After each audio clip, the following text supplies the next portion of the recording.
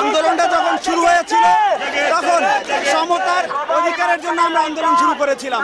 আমরা কোটা সংস্কারের মাধ্যমে আন্দোলনটা যখন শুরু হয়, কিন্তু এই স্বৈরাচার সরকার আমাদেরকে যেভাবে পদে পদে হামলার শিকার হয়েছি আমরা, এবং আমাদেরকে যেভাবে আক্রমণ করা হয়েছে, আমাদের ভাইদেরকে শহীদ করা হয়েছে, আমাদের অনেক অনেক ভাইকে আহত করা হয়েছে, তখন আমরা যে কারণে রক্ত দিয়েছি সেটা হচ্ছে সামাজিক ন্যায় বিচার প্রতিষ্ঠা এবং সামাজিক সাম্যের প্রতিষ্ঠার মাধ্যমে।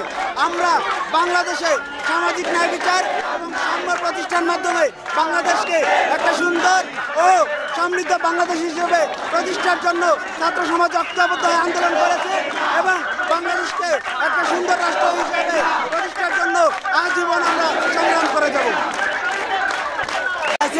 পরবর্তীতে আরো কথা হবে, কথা বোঝা যাচ্ছে না কিছু।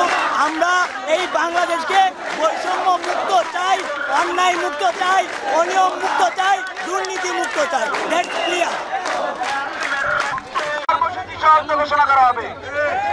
আমরা তাদের সুষ্ঠু বিচার চাই, যা আগে কখনো এমন বিচার হয় নাই, যে বিচারটা পুরা ইতিহাসে স্মরণীয় হয়ে থাকবে। আমরা তেমন বিচার চাই। আমাদের ভাইদের যেভাবে কষ্ট দিয়ে মারা হয়েছে, আমরা সেই কষ্টের বদলা চাই। আমরা এটা পেয়েছি, সেই জন্য আজকে 1 মাস পূর্তি উপলক্ষে আমরা তাদের স্মরণে শহীদ মার্চ করছি।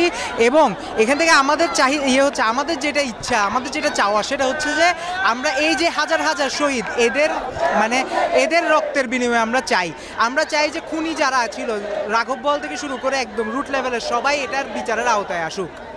এখন সরকার পতন, গত মাসে 5ই আগস্টে আমাদের সরকার পতন ঘটিয়েছিলাম আমরা আন্দোলনের মাধ্যমে। আজকে আমরা শহীদ মার্চ করছি। আমাদের যারা শহীদ ভাইরা রক্ত দিয়ে শহীদ হয়েছে, ওদের রক্ত যেন বৃথা না যায়, আমরা সেজন্য খুনি যারা বাইরে আছে তাদেরকে যেন আনা হয়। আমার ভাই কবরে, খুনি কেন বাইরে, আমরা সেই আন্দোলন করছি। আমরা দ্রুত চাই যারা আমার শহীদ ভাইকে হত্যা করছে তাদের যেন দ্রুত বিচার করা হয়। আমরা রাজপথে আছি, সবসময় থাকবো। দেশের যে কোনো বিপদে দুর্যোগে আমরা ছাত্ররা আছি, থাকবো। যে স্বাধীনতা অর্জন করেছি, যে মুক্তি আমরা পেয়েছি ফ্যাসিস্টের কাছ থেকে, তা যেন অব্যাহত থাকে, এটাই আমাদের প্রত্যাশা। আমরা আমাদের শহীদদের ভুলবো না, তাদের আজীবন আমরা স্মরণ রাখবো। ধন্যবাদ। দূষররা যারা হতাহত করেছিল তাদেরকেও দ্রুত বিচারের আওতায় আনতে হবে, এটা আমাদের কিছু দাবি বলে আমি মনে করি, আমি একজন যোদ্ধা হিসেবে। ধন্যবাদ। অনেক ধন্যবাদ।